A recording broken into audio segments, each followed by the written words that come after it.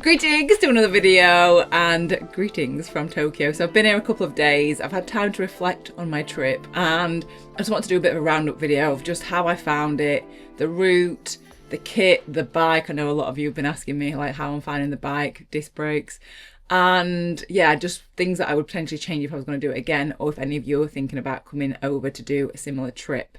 So the first thing I'm going to get into is the bike. So for this trip, I have borrowed a Winspace SLC5.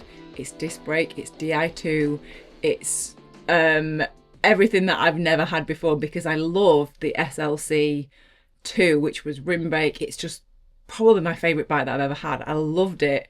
And so for this trip, I was like, maybe I should just update, get into the current bike world and try disc brakes, wider tyres, Di2.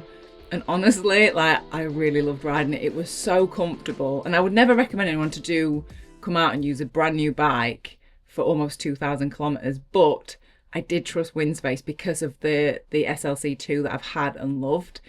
And honestly, it was so nice. So it had carbon wheels, carbon bars, and just so comfortable. It was, I don't know whether it was, because I thought it was the wider tyres. I think that and the carbon wheels just made it so comfortable because there were some quite rough roads. And it just, yeah, it was just really comfortable. My favourite thing was the bars. So they were just the shape of them, they're kind of flat. They're kind of like flat, but they're angled up a little bit. So when you just sat with your hands on them, they're just so comfortable. Really, really liked riding it. Would definitely recommend it if you are looking for a bike, disc brake that's electronic shifting, because it was just an absolute joy to ride. And they have actually, from the previous model, they've actually raised the size of the head tube, so it is going to be a little bit more comfier for endurance rides. So yeah, I found it really comfortable. The only thing that I would say, and this isn't necessarily to do with the actual frame, and it's the disc brakes. So I will hold my hands up. It was really good in the wet descents to have disc brakes. There is just that extra stopping power that I've never said that is not that. I've never had an issue with rim brake, but it was nice to have that extra stopping. However, because I had to take the bullet train over from Tokyo to Fukuoka, the bike had to be flipped upside down. And because of that, an air bubble got into obviously the hydraulic. I don't know, you're just not meant to put them upside down for very long. And then it needed to be bled. So I didn't have a back brake working for the first half of the trip. And then I went past the bike shop and I was like, oh, I'll just go and get it sorted. I could have done it earlier, but I just was like, I'll just figure it out with one brake. So that is kind of like a downside of hydraulic disc brakes. But that's not Winspace, that's just hydraulic disc brakes in general. So yeah, that is the bike. Now we get on to the kit. So the Restrap bags, I've not really got anything to say. They were just really useful and waterproof. So at the end, I was like, my passport is in the front bag, and yeah, it was fine. They were just really good, really practical, just really, I mean, there's no notes for that. They were just really good kit. The only other thing that I would potentially change is maybe bring warmer kit. Although I did check beforehand and the temperature said it was like 15 degrees. I've checked all kind of across Japan where I was going to be going. It just seemed to be particularly cold.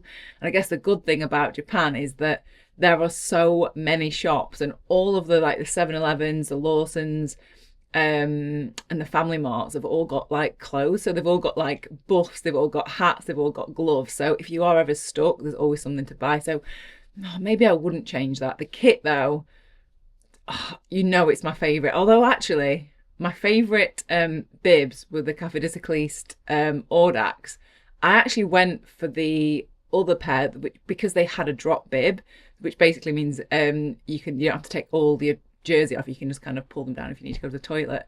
And that was just phenomenal. Like, they are my new favourite bibs. I love them. I will leave a link to those. Actually, there's a competition to win a full kit, so I'll leave a link to that if you want to enter that. But yeah, just very comfortable. Again, no notes, just been so happy with how all that went. Especially because it was all new. And sometimes I was a little bit like, at the start, I was like, oh, is this like a bit of a risk?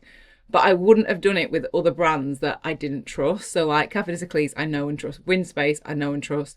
Restrap, I've used their top tube bag, loved it. So I just knew that they were all good. So thank you again to them for sponsoring the trip.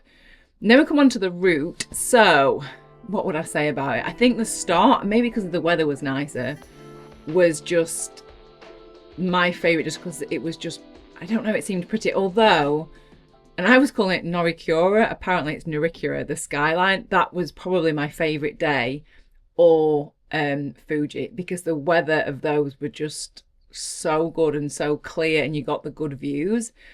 I do think, though, this is my downside with it, is the traffic. And this might be down to my route planning, because although I kind of looked over and tried to plan roads that weren't like main roads, and it's not the car drivers that were an issue, but I've never seen so many trucks in any country that I've ever been. There were trucks, even on little side roads, and you're like, how is there a truck on this road?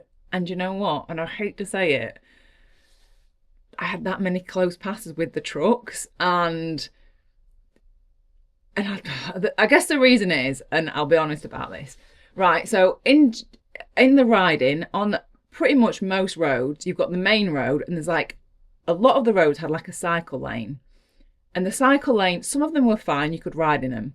Some of the bike lanes, they were like overgrown. The concrete was like constantly like slabs that were kind of jointed up so that it wasn't smooth, and then sometimes they would just end, you know, like the bike lanes we have in the UK, you know what they're like, and sometimes it doesn't seem as safe to go in the bike lane. So then when the lanes were like that, I was on the road, and I think the trucks just got irritated that I wasn't in the bike lane. But as a cyclist, like, I get why they're there, and I think they're more for people that are just on like a little sit-up bike that aren't going particularly fast or aren't going particularly far. But riding a whole route on that would have just been impossible, because some of them, it was like so overgrown, like you couldn't have even fit in, and they were really narrow as well. So it's almost like I kind of see where they're coming from, but equally, just give me a minute, just go round me. Like, I don't want to say it, but I probably had at least 2 close passes every day. Like towards the end, multiple.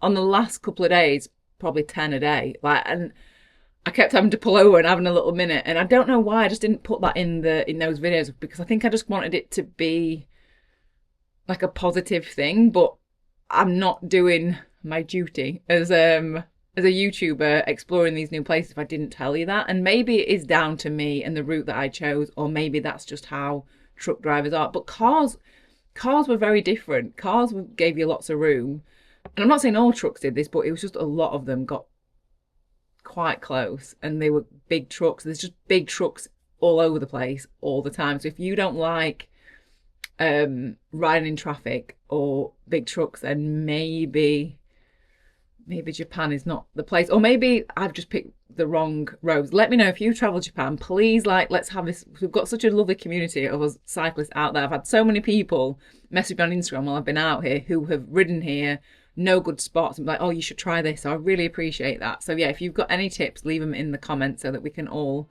learn and travel together. So what I would do differently next time, because I've traveled quite a lot of Japan, I would come back and concentrate on the Alps, and I would go and I'd spend maybe a week, 10 days there, and try and do all the little climbs, all the little, like, I don't know, sections, because I don't feel like, and maybe it's just because I've not got back and looked at all the footage, because it all seems a bit of a blur, to be honest, at the minute.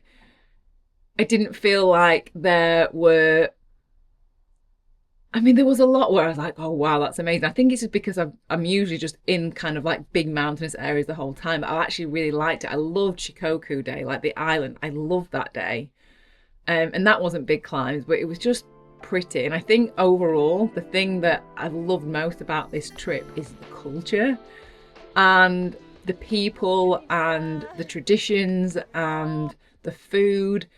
It's just, I would say that I've enjoyed that side of it more than the actual riding, even though I've loved the riding. Like, do you know, like with the hotels, and even the cheaper hotels, you get kind of like the robes and the onsens and the, I don't know, I've just really, really loved it. And I would recommend any of you to come out because it's just so different than anywhere that I've ever been.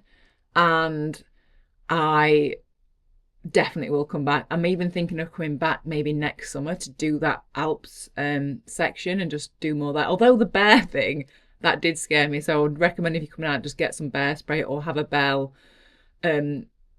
because there was a lot. And that day that woman told me when I'd come up the steepest road, she told me about it that day, and I was like, oh, I'm sure she's just worrying. And when I Googled it, the BBC had done an article the day before saying that there were more bear attacks in the first half of this year than there ever have been in previous years. So I was like, oh my God, am I even going to carry on doing this?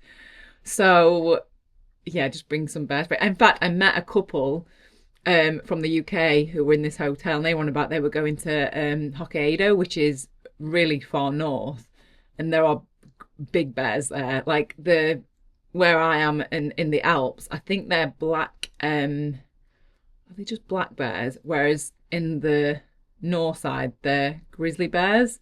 Is that right? I just know that they're more scary bears. Sounds so ridiculous, but there's more scary bears up there. Anyway, so I've given them my pepper spray, so they've got some on them. So yeah, just bring some pepper spray. What else would I say? I think that's pretty much it. I'm trying to think if there's anything else. If there is anything else that I've not covered and you want to know, leave a comment, because I potentially will do a Q&A video after if it's something that I've not covered. Actually, one thing that I've not covered is the logistics of this. So I flew to Tokyo. I then got the bullet train from Tokyo to Fukuoka and then rode back. But my bike box, I didn't bring a cardboard box. Normally I do with like a point-to-point trip, but because I knew I was coming back to Tokyo, I emailed the hotel and just said, can I leave my bike box here for a couple of weeks while I travel? And they're like, yeah, that's fine. I thought it was actually going to be an issue because Japan is so kind of like, the room is really small. Like, space is a premium, and I thought, they might charge me. Like, I've got like a little card to say thank you. I might go get some chocolates or something as well just to say thank you. Because it is very nice. It's not even in my room now because it's there's just no room. And it's a new bike box as well. It's a Buxom box, which is honestly unreal. All you need to do for it is take the wheels off and just twist the bars around. And again, I'm just going to go back to the bike. That's the other thing to have in mind. The difference between my bike, which is not an integrated bar, I could have just put that in like a really small bike bag. I've got like a backpack one that I would have broken it all down into and fit into that, and I wouldn't have had to pay for that on the fly. It would have been included. However, because with integrated bars, you shouldn't, well, I've not taken them off because I don't feel confident because it's all hydraulic. They just recommended that I just leave them on there. And so I had to get a different bike box, and then that cost me. So it cost £500 to add the bike, which is a lot. It's almost as much as my ticket. So that's just another thing with the newer style bikes where they're all integrated. And to be honest, I love how the integrated bar looked, but practically, like, it depends how much you travel with a bike, and that's up to you. So yeah, the box, unreal. I have heard of them for years, but like actually trying them, they are made of aluminium. There's like a metal bar that goes across the middle, so it's all solid, and that was the only one that I really wanted to use because I wanted to protect this like lovely brand new bike that I'd got. I didn't want anything to happen to it, especially because I had so far to ride. So yeah, I will leave a link to them if you are looking for a bike box. Definitely recommend them. They are big, but you can fit a lot of stuff. I've got like a lot of stuff in there, and yeah. So Buxom actually lent me a one to try for this trip.